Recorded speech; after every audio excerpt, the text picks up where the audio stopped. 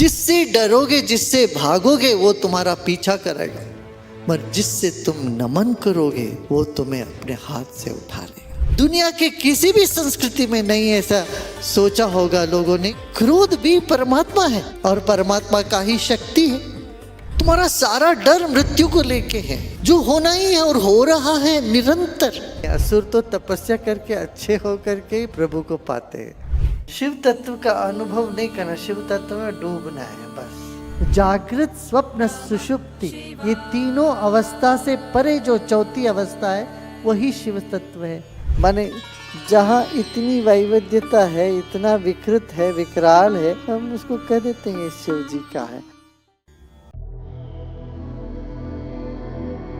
भगवान शब्द को पहले तो समझो, भगवान कौन है? जिसमें भूमि जैसे सहनशीलता हो, पानी जैसे तरलता हो, विनम्रता हो, अग्नि जैसे शुद्धता हो, वायु जैसे सूक्ष्मता हो, और आकाश जैसे सर्वव्यापी, सब जगह व्याप्त हो, खाली हो, तो वो भगवत्ता है।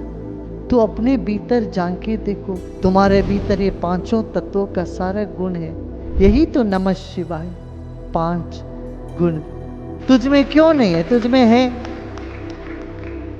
सर्वम शिवमयम जगत बोला गया। ये जगत में जो कुछ है वो शिव से ओतप्रोत है, शिव में ही है। जागृत, स्वप्न, सुषुप्ति, ये तीनों अवस्था से परे जो चौथी अवस्था है वही शिव तत्व है। वही कहते ना, शिवम शांतम अद्वैतम चतुर्थम। चौथा है। चौथा क्या है?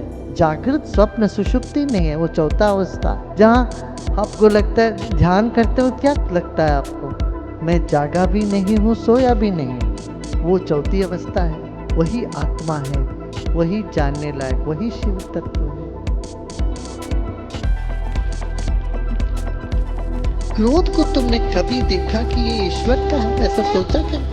दुनिया के किसी भी संस्कृति में नहीं ऐसा सोचा होगा लोगों ने। क्रोध भी परमात्मा है और परमात्मा का ही शक्ति है। घड़ी घड़ी क्रोधित होके उठते हैं हम, मगर हम ये नहीं देखते हैं कि ये अनंत संसार में क्रोध भी एक शक्ति है। ये सारा संसार रुद्र भूमि है। रौद्रावतार कहते, माने रुद्र रूप, भयानक, गुस्से वाला, कहते ना, रौद्रावतार हो गया। इस संसार में नहीं है क्या रौद्रावतार? जैसे जब जंगलों में आग लग जाता है, आंधी तूफान, ये सब क्या है? एक उग्र रूप ही है। बाढ़ आती है नदियों में, ये उग्र रूप है। भूमि फटने लगती है, हिलने लगती है, ज्वालामुखी उठने लगती है। ये सब जो भयानक लगता है वो सब रौद्र रूप है। मगर जो शिव को माने उनको कोई चीज भयानक नहीं। तो शब्द है शिव, उसमें ईकार है। शिव में से ई निकाल दे तो शव हो जाता है। वो शिव में जो ईकार है वो शक्ति है। तो शक्ति के बिना शिव है ही नहीं। शांत तत्व है और उसके तरंग, शक्ति उसके तरंग।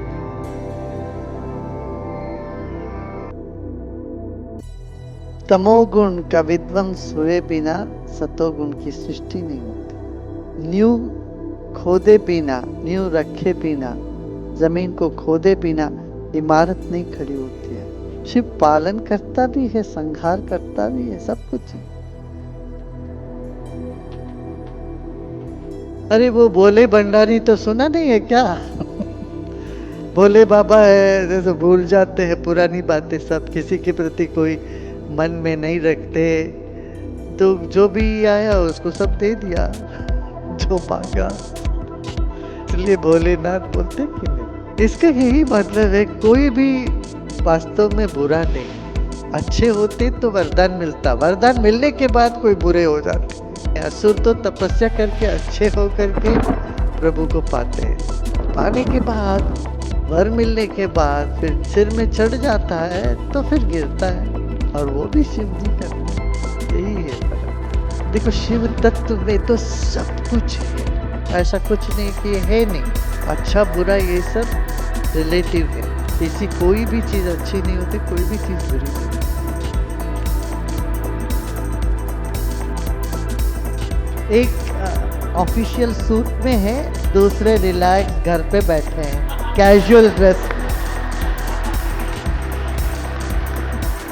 जब प्रोफेसर हो जाते हैं, गुरु बनते हैं तो भैरव, और विज्ञान जब पढ़ाते हैं तो विज्ञान भैरव, और भोले बाबा ऐसे बैठे रहते हैं अपना आराम से बैल को एक जगह बिठा करके, तो वो शिव। जीवन मृत्यु का कोई भेद कर ही नहीं सकते। तुम्हारा शरीर एक शमशान है।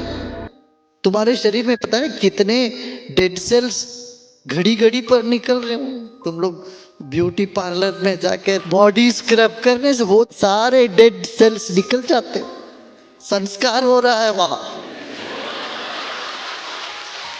वहां संस्कार जो भी है। तुम्हारा शरीर एक शमशान है, ये सारा संसार शमशान है। तुम्हारे आसपास पता नहीं कितने कीड़े मर रहे हैं। जैनियों में मुंह में पट्टी बांधने का इसीलिए है प्रथा कि तुम्हारे सांस बाहर छोड़ोगे या लोगे उसमें भी कई जीव जंतु मर जाते हैं। ये बात सच है।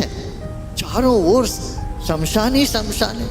1 इंच जगह भी इस दुनिया में नहीं है जो शमशान नहीं है। और शिव शमशानवासी है, रुद्र तो सब जगह मृत्यु है। ऐसा कोई जगह नहीं जहां मृत्यु नहीं है। रुद्र में मृत्युवे स्वाहा। तुम्हारा सारा डर मृत्यु को लेके है, जो होना ही है और हो रहा है निरंतर, कभी रुका नहीं है। मृत्यु का घटित होना निरंतर चल रहा है सृष्टि, और उसके मालिक है रुद्र। जिससे डरोगे, जिससे भागोगे, वो तुम्हारा पीछा करेगा, पर जिससे तुम नमन करोगे वो तुम्हें अपने हाथ से उठा लेगा।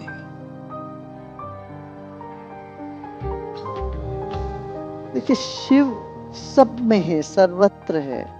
इसलिए जो विकृति है उसको भी शिव कह देते हैं। कहते हैं ना, शिव जी की बारात माने क्या, जिसमें सब कोई है, भूत प्रेत पिशाच, माने जहाँ इतनी वैविध्यता है, इतना विकृत है, विकराल है, हम उसको कह देते हैं शिव जी का है।